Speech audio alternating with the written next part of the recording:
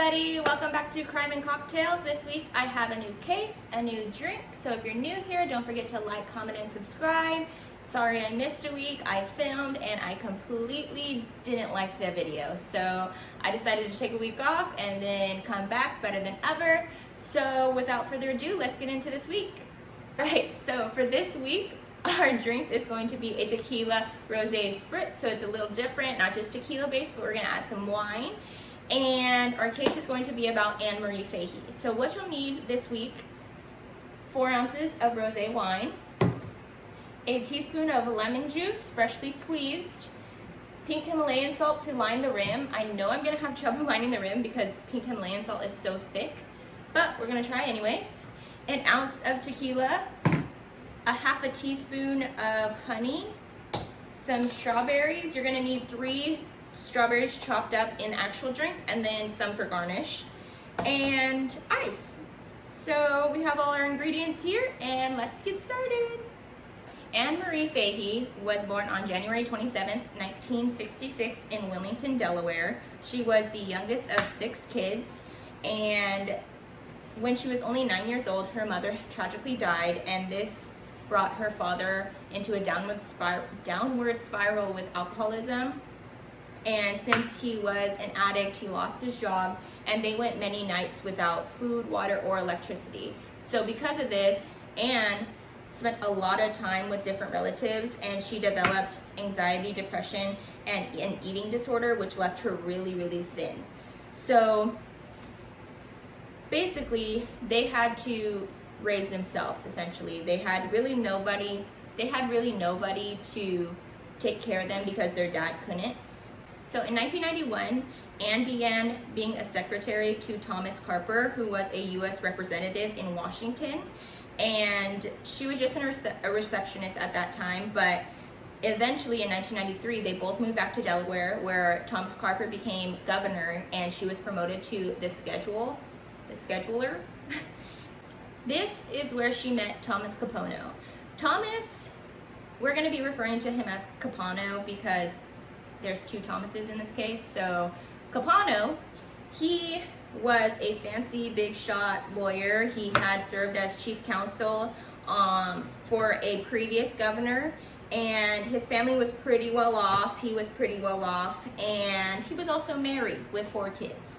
So he didn't have the most clean soul, best habits, you know. He also had a 15-year-long affair with another girl that he was still dating when he met Anne. So he was dating a string of women, and he also had his wife and 4 kids. So he told Anne that his marriage was pretty much over, just not legally, just not by, official business. So they began dating, and Anne was pretty much so in awe because Capano would buy her gifts, take her to luxury dinners, take her on vacations, and since she grew up from nothing, she was just so breathtaken by him. Like, all the extravagant stuff that he could provide, she couldn't do for herself, so she really enjoyed it. But in the back of her mind, she did have a little bit of a guilty conscience because he was married and he had kids.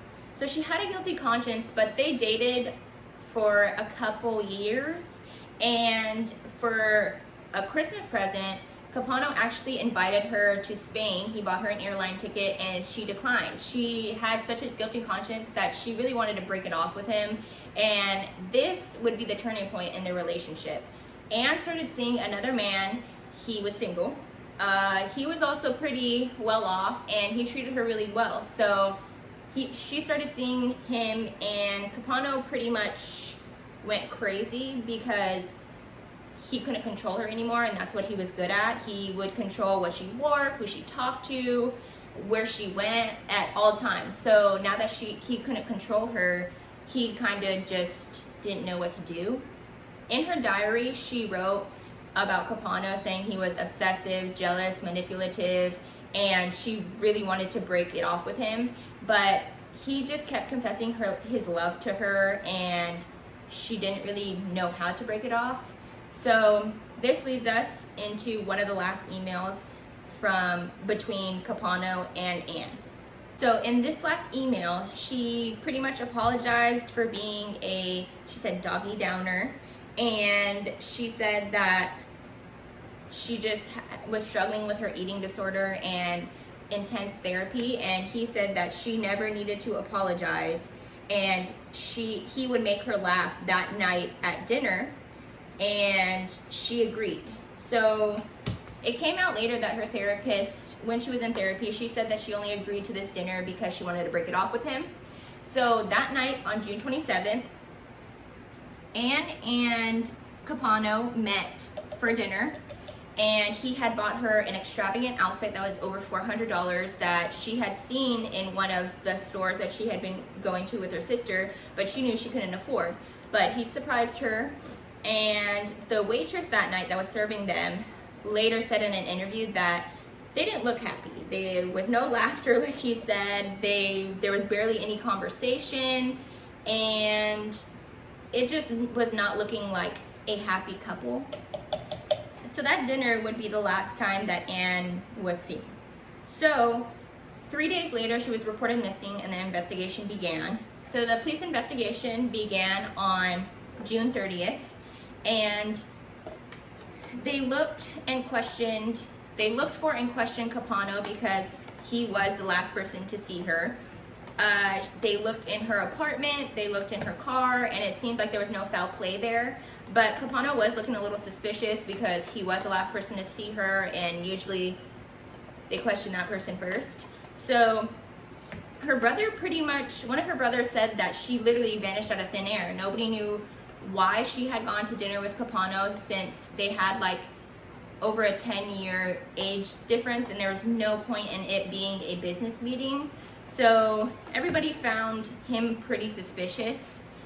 At this time, the family was putting up missing flyers, and on the 4th of July, a lot of the neighbors helped them look in a neighboring park next to her apartment, and they didn't find anything. They offered a $10,000 reward, and her family didn't think that she would just disappear out of the blue.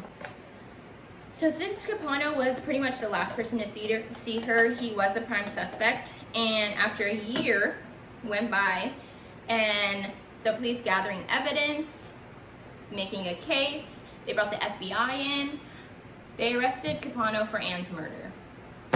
But the thing was that they couldn't find a body, they couldn't find a murder weapon, but they knew that he was the guy. The prosecution's theory was that Capano pretty much went crazy once Anne decided to break it off with him, so he took her back to the house that he was renting since he separated with his wife, and killed her and dumped her body in the Atlantic Ocean with the help of his brother Jerry, who owned a boat. And when Jerry's boat was sold a couple years later, 2 of the anchors were missing, and their theory was that the anchors were holding Anne's body down under the Atlantic Ocean.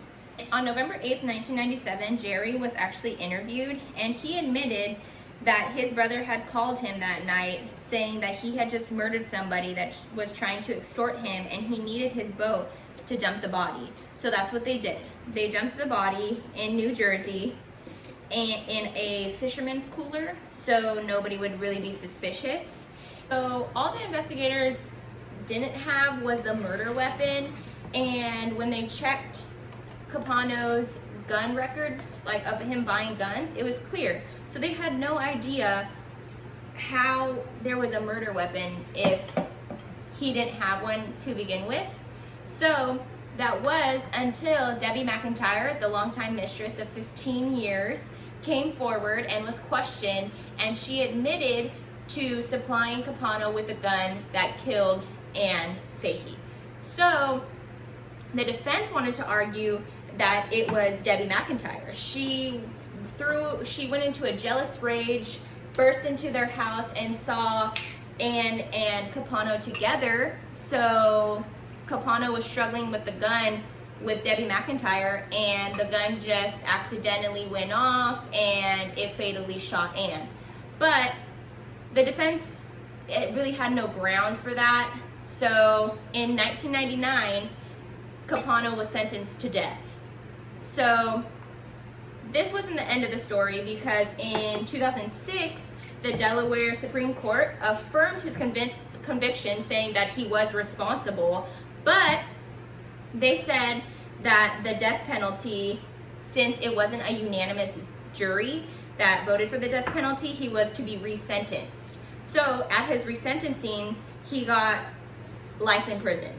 So he was in prison, and until 2001, when he was found dead in his cell, and the coroner said that he had suffered from a heart attack, and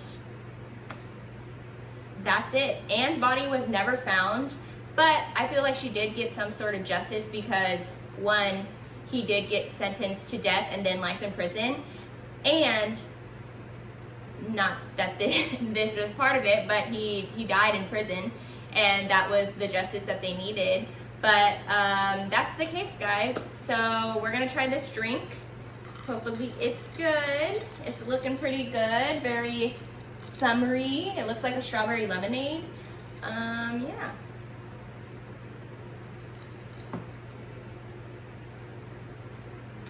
Woo! I don't know if I put too much salt on the rim. You definitely can taste the tequila. It's not very strawberry-esque. I don't know.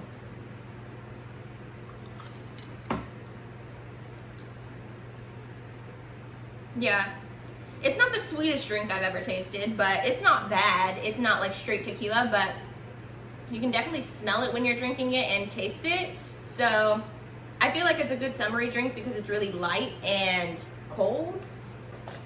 So guys, that's it for me this week. Don't forget to like, comment, and subscribe down below. Leave any case suggestions or any comments or things I can improve on. And I'll be back next week with a new true crime case and a new cocktail. Cheers, guys.